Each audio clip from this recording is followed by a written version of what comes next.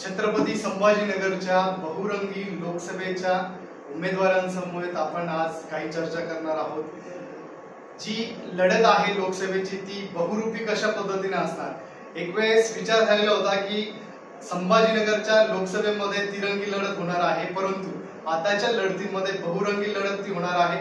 कारण जनमानसांमध्ये एक नवीन चेहरा शोधण्याचा जो मानस आपण बघितलेला आहे, त्यामध्येच जे आता अपक्ष उमेदवार आहे त्यांचीही चर्चा जोराने आपल्या संभाजीनगरमध्ये चालू आहे। तेच उमेदवार आपल्या समवेत आज आहे, जे की जीवन राजपूत सर। नमस्कार। तुम्ही लोकसभेसाठी अपक्ष लढत तुम्ही लढताय, काय सांगाल? तळागाळाचे जे काही कार्यकर्ते आहेत, सर्व पक्षी कार्यकर्ते, प्रत्येक पक्षामध्ये माझे मित्र आहेत आणि सर्वांची आंतरिक इच्छा आहे, जरी आम्ही कार्यकर्ते असलो, जरी आम्हाला पक्षाचे काही आदेश मानावे लागतात, परंतु आमचा मनाचा जो उमेदवार आहे तो आपणच आहे। कारण की या शहरामध्ये विकास हा मुद्दा महत्त्वाचा आहे आणि विकास बाकीचे तीन जे आहे त्यांच्याकडून विकास झाला नाही आणि जर बदल हवा तर चेहरा हवा, तर त्यामुळे शहरामध्ये पूर्णपणे लाट आहे आणि सर्व कार्यकर्ते आतून मदत करत आहेत। ते मला बघून आनंद वाटतं की जरी पक्ष वेगळा असला तरी सगळे कार्यकर्ते सर्वपक्षी कार्यकर्ते, त्यामुळे ही निवडणूक कोणत्याही पक्षावर होण्यापेक्षा ही आपल्या विकासावर होणार आहे आणि ती यावेळेस लोकांच्या मनामधील जो उत्तर आहे ते मिळणार आहे। काय सांगाल सर? अजून तुम्ही मागील पत्रकार परिषदेमध्ये सांगितलेलं होतं की माझी लढत फक्त इम्तियाज जलीलशी नाही, ते यामुळे सांगितलं होतं की जर शिकलेला उमेदवार असेल तर शहराचं भलं होत असतं। आजपर्यंत फक्त शेवट काहीतरी धर्माचं नाव घ्यायचं, आपली पोळी भाजायची आणि आता सुद्धा ती वेळ आलेली आहे। हळूहळू जे दोन उमेदवार आहे, एक उमेदवार गावागावामध्ये बाटली पुरवतोय आणि एक उमेदवार गावागावामध्ये भुकटी उडवतोय बंधुभाव। त्यामुळे इथून पुढे जी आहे लढत ती शिकल्याबरोबर असावी आणि आता ते पिक्चर हळूहळू क्लिअर होत आहे की दोन शिकलेले उमेदवार आहेत, दोन्हीपैकी कोणाला निवडायचं आहे। जर मतदान मिळालं तर ते मोदीजींना मिळेल, केंद्रामध्ये मिळेल आणि इम्तियाज व्हायला मिळालं तर ते हैदराबादला जाईल। त्यामुळे जनता आता मोदीजींबरोबर आहे आणि 400+ नारा जो आहे त्यामध्ये इथला सुद्धा एक भागीदार म्हणून आपण जाणार आहोत। काय सांगाल? तुमच्या बॅनरवरती मोदीजी यांचं चित्र दिसतंय, पण महायुतीमध्ये तर वेगळंच आहे। महायुतीमध्ये उमेदवार वेगळा असणारच आहे, ते चिन्ह ते जे चित्र आहे ते जुनं चित्र आहे। जरी सुद्धा माझा जो काही आधार आहे सर्व भाजपच्या कार्यकर्त्यांबरोबर आहे, सगळ्यांची इच्छा जी आहे ती पूर्ण करण्याची जिम्मेदारी माझ्या एकट्यावर पडलेली आहे आणि बिचारे बाकीचे काय आहेत त्यांना आपल्या पक्षाचे महायुतीचा नियम पाहावा लागतो। परंतु शहराचा विकास करायचा असेल, पक्ष पहिले का शहर पहिले हा जर आपण विचार केला तर प्रश्नच नाही, शहर पहिले। त्यामुळे शहरासाठी सर्वांनी मिळून ही लढाई निवडायची ठरवलेली आहे। ही लढाई माझी एकट्याची नाहीच आहे, प्रत्येक जण त्यामध्ये आहेत।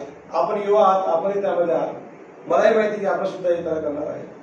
जे काही ज्यांना विकासाचं कळतं, ज्यांना ह्या शहराचं भलं करायचं आहे, त्या सर्वांचे मत मात्र असेच आहे आणि त्यामुळे ही लढाई आता जवळपास निश्चित झाली आहे आणि जिंकण्याची सुद्धा कशाची आहे जास्त आहे। मुळात म्हणजे तुम्ही ग्रामीण भागातून येतात, तर ग्रामीण भागाबद्दल काय सांगाल? या उमेदवारीमध्ये फक्त मीच असा एक उमेदवार आहे की ग्रामीणचा आहे। एक आपले मामाजी तर आपल्या पक्षामध्ये जरी असले तरी ते आपल्या मतदारसंघामध्ये नाहीच, स्वतः जन्मत करणार नाही।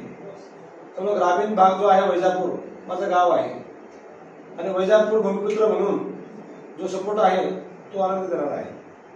त्यामुळे ग्रामीणचा चेहरा जो ग्रामीणची समस्या समजतो, ज्यांना शेतीबद्दल माहिती आहे, ज्यांना ग्रामीणच्या ज्या भेडसावणाऱ्या ज्या समस्या आहे, पाणी असेल, लाईट असेल, रस्ता असेल, ज्या काही योजना आहेत त्या माझ्या बाबांपर्यंत जात नाही, जे काही अडकाव त्यामध्ये होतोय, जी काही अडचण होते आहे ती अडचण दूर होण्यासाठी प्रत्येक ग्रामीणचा माझा बांधव त्या आशाने बघतो आहे।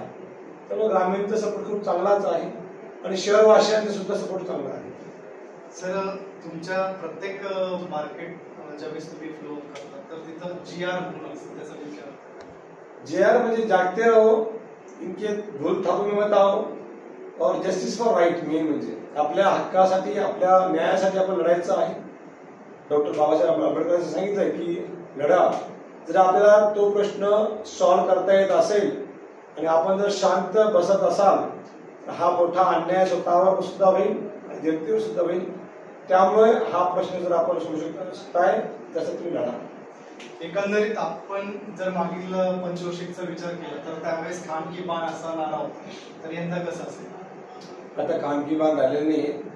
जो बाण त्यांच्याकडे होता तो दुसरीकडे गेलाय आणि तो सुद्धा आता प्युअर बाण राहिलेला नाहीये. आणि ज्यांच्याकडे आता मशाल आली आहे त्यांना माहितीच नाही काय करायचं. त्यांचं विजन दोघांचे विजन नाही, त्यामुळे प्रश्न राहिलेला नाही. ही लढाई पूर्णपणे विकासाची आहे आणि 21व्या शतकामधलं विकासाचं रिमोट कंट्रोल जे चिन्ह मिळालंय त्या रिमोट कंट्रोलमुळे आपल्या या शहराचं भविष्य बदलणार आहे. त्यामुळे मी आपल्या सर्वांना सांगतो की 21 नंबर रिमोट कंट्रोल दाबा, विकास चालू होईल. सर, एकंदरीत जर बघितलं आपण डॉक्टर आहात पेशाने आणि डॉक्टर होऊन लगेच राजनैतिककडे वळताय. राजनैतिक नाही, मी एक डॉक्टर म्हणजे सेवा करतो. सेवा धर्म माझा कर्म आहे, धर्म आहे. आणि राजकारण सुद्धा हे राजकारण नसावं, हे 90% समाजकारण असायला पाहिजे आणि 10% राजकारण मान्य आहे. पण हे समाजकारण आणि सेवा हे विसरलेले आहे. त्यामुळे आपल्यासारख्या 20 नंबर रिमोट कंट्रोल दाबा, विकास चालू होईल. सर, एकंदरीत जर बघितलं आपण डॉक्टर आहात पेशाने आणि डॉक्टर होऊन लगेच राजनैतिककडे वळताय. राजनैतिक नाही, मी एक डॉक्टर म्हणजे सेवा करतो. सेवा धर्म माझा कर्म आहे, धर्म आहे.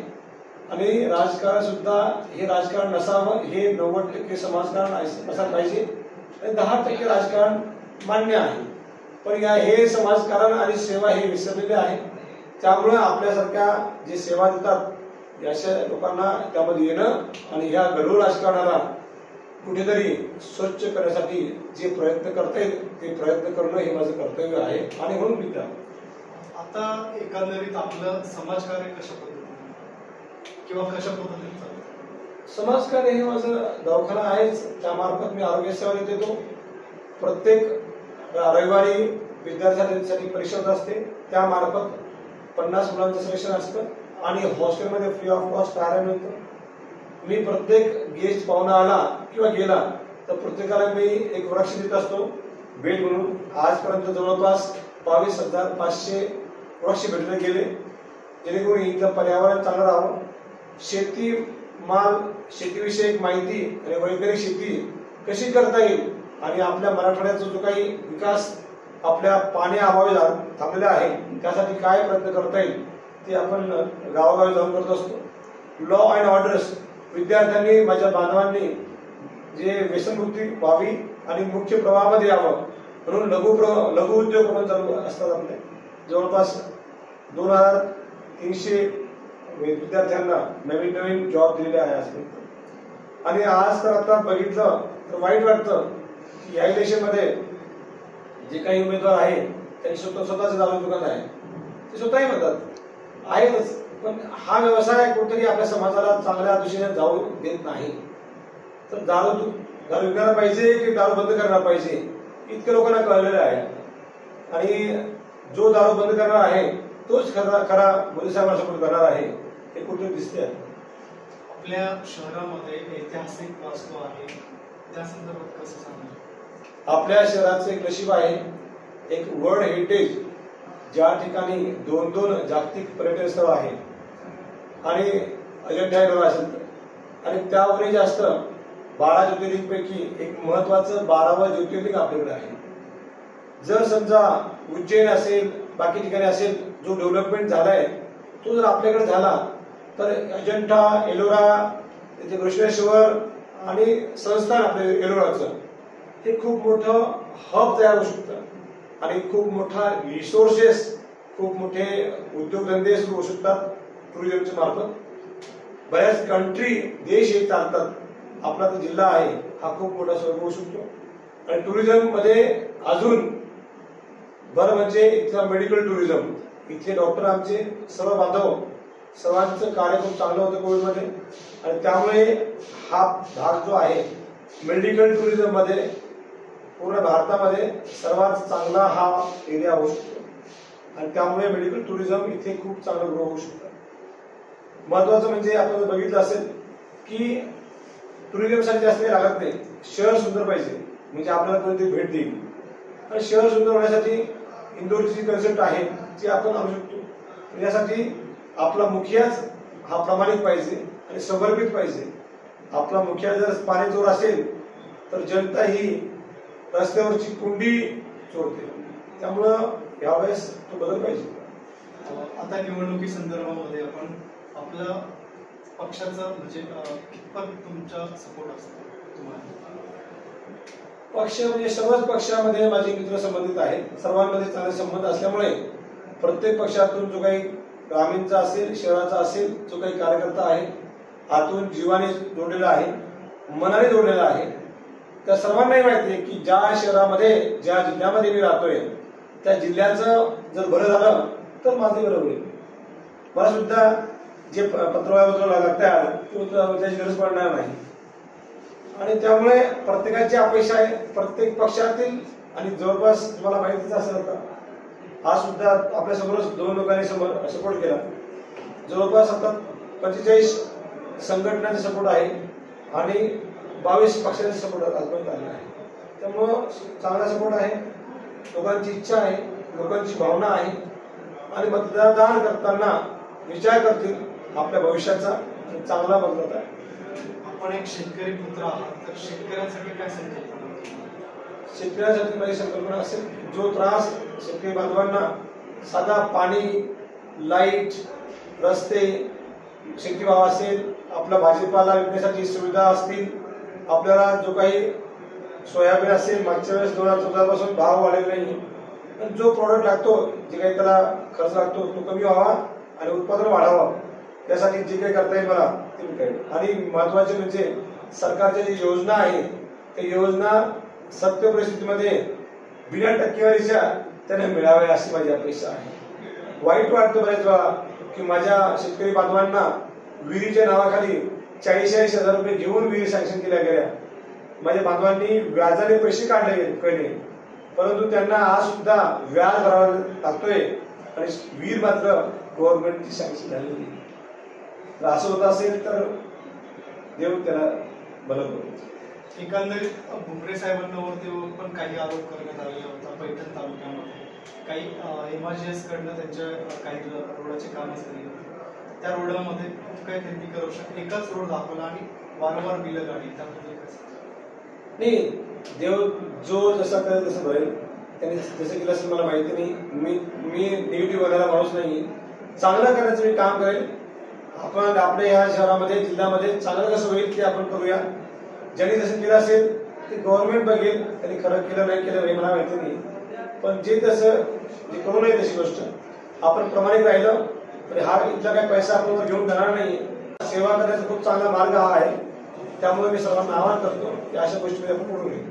एकंदरीत आपलं चिन्ह जे आहे ते रिमोट आहे त्याबद्दल काय सांगा? हे रिमोट चिन्ह जे आहे हे नशिबाने मिळालेलं आहे आणि रिमोट आता आपल्या सर्वांच्या हातात आहे. जर आपल्याला असा खासदार मिळाला ज्याला संपूर्ण माहिती असेल आणि जो रिमोट आपल्या हातात असेल, या जिल्ह्याचा विकास म्हणजे 21व्या शतकातला रिमोट आहे. नंबर सुद्धा 21 मिळालेला आहे. त्यामुळं 20 वर्षामध्ये जो विकास रखडला होता तो 21व्या वर्षी म्हणजे 21व्या शतकामधला रिमोट बदलेल हे सर्वांचं निश्चित झालंय. त्यामुळे देवाने साथ दिली आहे, रिमोट मिळालेला आहे आणि हा रिमोट दाबून आपण सर्वांचा खासदार मनातला खासदार हा होणार आहे. सर्व पक्षीय सर्व पक्षाचे राजकारण जे कार्यकर्ते आहे सर्वांचा हा स्वप्न पूर्ण होईल असं मला वाटतं. एकंदरीत आपण हे होते जीवन राजपत यांची आपण प्रतिक्रिया जाणून घेतली. मी रवींद्र खरात, NTV न्यूज अंकटसाठी छत्रपती.